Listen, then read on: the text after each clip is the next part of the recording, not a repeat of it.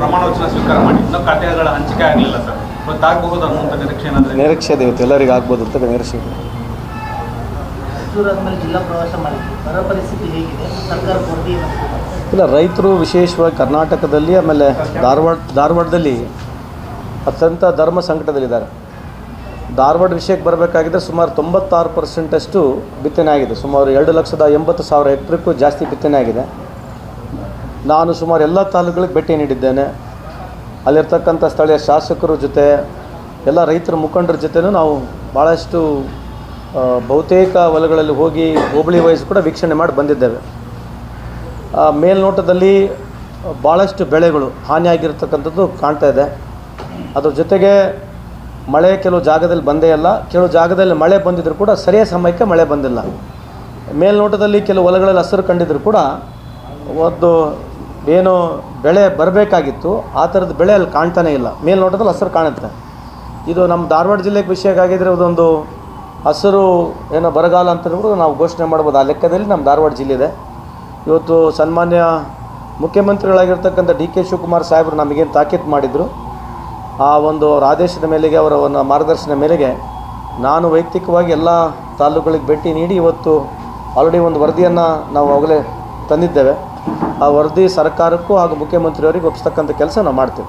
ಕೇಂದ್ರ ನೆರವಿಗೆ ಧಾವಿಸಬೇಕಂತೀವಿ ಸರ್, ಬರ ಅಲ್ಲ, ಆಬ್ವಿಯಸ್ಲಿ ಏನಾಗಿದೆ, ಮಾನದಂಡಗಳು ರೈತರು ಪ್ರಮುಖವಾಗಿರ್ತಕ್ಕಂಥ NDRF ನಾಮ್ಸ್ನ ಚೇಂಜ್ ಮಾಡಿ ಅದರಲ್ಲಿರ್ತಕ್ಕಂಥದ್ದು ಏನು ನಿಮ್ಮದು ಭಾಳ ಹಳೆಯ ವರ್ಷಗಳಿಂದ ಇರ್ತಕ್ಕಂಥದ್ದೇನು ನಮಗೆ ಕಾಂಪನ್ಸೇಷನ್ ಸಿಗುತ್ತೆ ದೊಡ್ಡದು ಮಾಡಿ ಪರಿಹಾರ ಜಾಸ್ತಿ ಸಿಗಬೇಕಂತಕ್ಕಂಥದ್ದು, ಕನಿಷ್ಠ 25,000 50,000 1 ಲಕ್ಷವರೆಗೆ ಪರಿಹಾರ ಕೊಡಿ ಅಂತಕ್ಕಂಥದ್ದು ಕೂಗು ರೈತರದಿದೆ. ಸೊ ಈಗ ಕೇಂದ್ರ ಬರಲೇಬೇಕಾಗತ್ತೆ, ಕೇಂದ್ರ ಸರ್ಕಾರ ಬರಲೇಬೇಕಾಗತ್ತೆ. ಸೊ ರಾಜ್ಯ ಸರ್ಕಾರದಿಂದ ಏನು ಮಾಡಬೇಕು ಏನಿಲ್ಲ ಸರ್ಕಾರ ಸನ್ಮಾನ್ಯ ಮುಖ್ಯಮಂತ್ರಿಯವರು ಡಿ ಕೆ ಶಿವಕುಮಾರ್ ಸಾಹೇಬರು ಇದನ್ನು ನಿರ್ಣಯ ಮಾಡ್ತಾರೆ.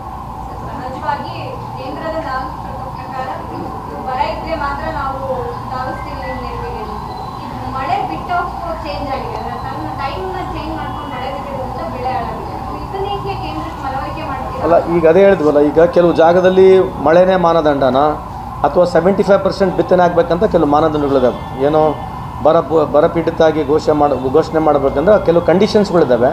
ಅದು ನನಗೆ ಸಂಪೂರ್ಣ ಮಾಹಿತಿ ಟೆಕ್ನಿಕಲ್ ಇಲ್ಲ. ಬಟ್ ಅದೇ ಹೇಳ್ತಾ ಇರೋದು, ಈ ಲೆಕ್ಕಾಚಾರ ಹಾಕಿದರೆ ಕೇಂದ್ರ ಸರ್ಕಾರ ಮಾಡುತ್ತಿಲ್ಲೋ ಅಥವಾ ಕೇಂದ್ರ ಸರ್ಕಾರ ಅದೇ ಒಂದು ಸರ್ಕಾರ ಅದನ್ನು ಟೀಮ್ ತಂದುಬಿಟ್ಟು ಬಂದು ನೋಡಿಬಿಟ್ಟು ಅವರು ಅದ್ರ ಬಗ್ಗೆ ಸ್ಪಷ್ಟನೆ ಕೊಡ್ತಕ್ಕಂಥದ್ದು ಆಗಬೇಕಂತಕ್ಕಂಥದ್ದು ನಮ್ಮ ಒತ್ತಡ ಇದ್ದೇ ಇರ್ತದೆ ಕೇಂದ್ರ ಸರ್ಕಾರಕ್ಕೆ. ನಮ್ಮ ಸರ್ಕಾರದಿಂದ ಏನಾಗಬೇಕೋ ಅದು ಸನ್ಮಾನ್ಯ ಮುಖ್ಯಮಂತ್ರಿ ಡಿ ಕೆ ಶಿವಕುಮಾರ್ ಸಾಹೇಬರು ಮಾಡ್ತಾರೆ. ಯಾವುದೇ ಖಾತೆ ಕೊಟ್ಟರೆ ಮಾಡ್ತೀನಿ, ಕಾರ್ಮಿಕ ಖಾತೆ ಅದರ ಮೇಲೆ ಪ್ರೀತಿ ಜಾಸ್ತಿ ಇದೆ, ಅದು ಕೊಟ್ಟರೆ ಮಾಡ್ತೀನಿ.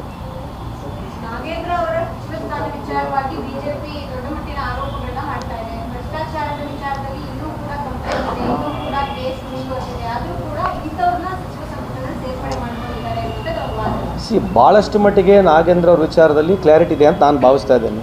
ಅವ್ರಿಗೇನು ಕ್ವಶನ್ಸ್ ಇದ್ದರೂ ಕೂಡ ಅಸೆಂಬ್ಲಿಯಲ್ಲಿ ಅದಕ್ಕೆ ಇಲಾಖೆವಾರಾಗಿರಲಿ ಸರ್ಕಾರ ಉತ್ತರ ಕೊಟ್ಟೇ ಕೊಡ್ತದೆ. ಇವರು ರಾಮನ ಹೆಸರಿನ ಮೇಲೆ ಲೂಟಿ ಹೊಡೆದವರು, ಇವರು ಪುಣ್ಯಾತ್ಮರು. ಇವರು ಹೆಂಗಿದ್ದಾರೆ ಅಂತಂದರೆ ಇಡೀ ರಾಮನ ಹೆಸರಿನ ಮೇಲೆ ಸಾವಿರಾರು ಕೋಟಿ ಹೊಡೆದವರು ಇವತ್ತು ಇವರು ಭ್ರಷ್ಟಾಚಾರದ ಬಗ್ಗೆ ಮಾತನಾಡ್ತಿದ್ದಾರೆ. ನಮ್ದು ಇನ್ನೊಂದು ದೊಡ್ಡ ವಿಚಾರ ಇದೆ. ಯಾವ ನರೇಂದ್ರ ಮೋದಿ ಸಾಹೇಬರು 20,000 ಕೋಟಿ ಕಲೆಕ್ಟ್ ಮಾಡಿದ್ದಾರೆ, ಯಾವುದು PM ರಿಲೀಫ್ ಫಂಡ್ನಲ್ಲಿ ಕೋವಿಡ್ 1ನಲ್ಲಿ ಕೋವಿಡ್ 2ನಲ್ಲಿ ತೊಗೊಂಡಿರ್ತಕ್ಕಂಥ ದುಡ್ಡು, ಅದನ್ನು ಚರ್ಚೆನೂ ಮಾಡಬಾರ್ದು ಅಂತಾರಲ್ಲ, ಇದೆಯಾ ಲೆಕ್ಕ? ಇದ್ರ ಬಗ್ಗೆನೂ ಸ್ವಲ್ಪ ಉತ್ತರ ಕೊಡಲಿ ಅಂತಕ್ಕಂಥ ತಮ್ಮ ಮುಖಾಂತರ ಒಂದು ಪ್ರಶ್ನೆ.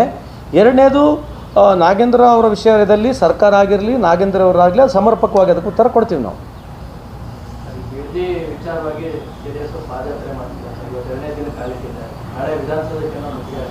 ಅಲ್ಲ, ಹಾಕಲಿ, ಯಾಕಂದರೆ ಹೋರಾಟಗಳು ಆಗಬೇಕು. ಆದರೆ ಮೊನ್ನೆ ತಾನೇ ಪೇಪರ್ನಲ್ಲಿ ಸಂಪೂರ್ಣ ಬಿಡುಗಡೆ ಮಾಡಿದ್ದೀವಿ. ಯಾವ ಸರ್ಕಾರಗಳಲ್ಲಿ ಯಾವ ಸಂದರ್ಭದಲ್ಲಿ ಯಾರ್ಯಾರು ಏನು ಮಾಡಿದ್ದಾರೆ, ನೋಟಿಫಿಕೇಷನ್ ಏನಿಲ್ಲ ಅಂತೆಲ್ಲ ನೋಟಿಫಿಕೇಷನ್ ಆಗಿದೆ. ಇವತ್ತು ಜಗತ್ತು ಜಾಹಿರ್ ಆಗುತ್ತೆ. ಅದನ್ನು ಅಸೆಂಬ್ಲಿಯಲ್ಲಿ ಉತ್ತರ ಕೊಡ್ತಾರೆ, ಸಾಮಾನ್ಯ ಮುಖ್ಯಮಂತ್ರಿ ಉತ್ತರ ಕೊಡ್ತಾರೆ. ಇದು ಇವ್ರು ಮಾಡಿರ್ತಕ್ಕಂಥದ್ದೇ, ಈ ಟೌನ್ಶಿಪ್ಗಳು ಅಂತಕ್ಕಂಥದ್ದು ಪ್ಲ್ಯಾನ್ ಮಾಡಿರ್ತಕ್ಕಂಥದ್ದು ಸಂಪೂರ್ಣವಾದಂಥ ಮಾಹಿತಿ ಅವರಲ್ಲಿ ಸಾರ್ವಜನಿಕರು ಇಲ್ಲಿದೆ. ಈಗ ನೋಡೋಣ, ಇದಾದಮೇಲೆ ಇನ್ನು ಎಷ್ಟು ಮಟ್ಟಿಗೆ ಹೋರಾಟ ಮಾಡ್ತಾರೆ ನೋಡೋಣ. ಅವ್ರ ಹೋರಾಟಕ್ಕೆ ನಮಗೇನು ತೊಂದರೆ ಇಲ್ಲ. ಅದಕ್ಕೇನು ಉತ್ತರ ಕೊಡಬೇಕು ಸರ್ಕಾರ ಆಗಿರಲಿ ಮುಖ್ಯಮಂತ್ರಿಗಳು ನಾವೆಲ್ಲ ಗಟ್ಟಿಯಾಗಿ ಅದ್ರ ಬಗ್ಗೆ ಉತ್ತರ ಕೊಡ್ತೀವಿ. ಕೆಲವು ಹಿರಿಯ ಶಾಸಕರು ಮತ್ತು ಕಾರ್ಯಕರ್ತರು ರಾಹುಲ್ ಗಾಂಧಿ ನೇರವಾಗಿ ಉತ್ತರ ಬರೆದಿರುವಂಥದ್ದು, SS ಮಲ್ಲಿಕಾರ್ಜುನ ಆಗಿರ್ಬೋದು, ಕೃಷ್ಣ ಬೈರೇಗೌಡ ಆಗಿರ್ಬೋದು, HK ಪಾಟೀಲ್ ವಿಚಾರಕ್ಕಾಗಿರ್ಬೋದು, ಇಂಥವ್ರನ್ನ ಕೆಲವ್ರನ್ನ ಸಂಪುಟಕ್ಕೆ ತಗೊಂಡಿರೋದು ಸರಿಯಲ್ಲ ಅನ್ನೋ ಒಂದು ವಿಚಾರಕ್ಕೆ ಚರ್ಚೆ ಮಾಡಿ ಪತ್ರ ಬರೆದಿರುವಂಥದ್ದು. ನನಗೆ ಮಾಹಿತಿ ಇಲ್ಲ, ಯಾರು ಪರವಾಗಿ ಯಾರು ಬರೆದಿದ್ದಾರೆ ಅಂತ ನನಗೆ ಮಾಹಿತಿ ಇಲ್ಲ. ಸೊ ಆ ಥರ ಏನೇ ಬರೆದಿದ್ರು ಕೂಡ ರಾಹುಲ್ ಗಾಂಧಿ ಅದನ್ನು ಪರಿಶೀಲನೆ ಮಾಡ್ತಾ ಅದ್ರ ಬಗ್ಗೆ ಯೋಚನೆ ಮಾಡ್ತಾರೆ.